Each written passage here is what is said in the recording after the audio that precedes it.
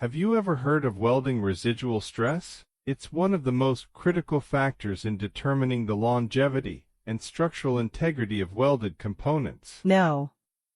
What exactly is welding residual stress, and why is it so important? Welding residual stress refers to the internal stresses that remain in the metal after the welding process is complete. When you heat and cool metal during welding, it causes the material to expand and contract, leading to these residual stresses.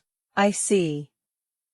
So these stresses can potentially weaken the welded joint or even cause cracks and deformations in the long run?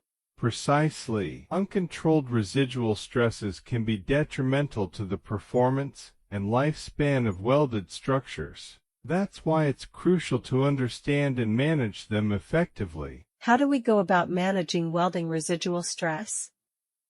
It sounds like a complex issue. There are several techniques we can employ. One common method is post-weld heat treatment, where the welded component is heated and cooled in a controlled manner to relieve the residual stresses. That makes sense. Are there any other methods we should be aware of?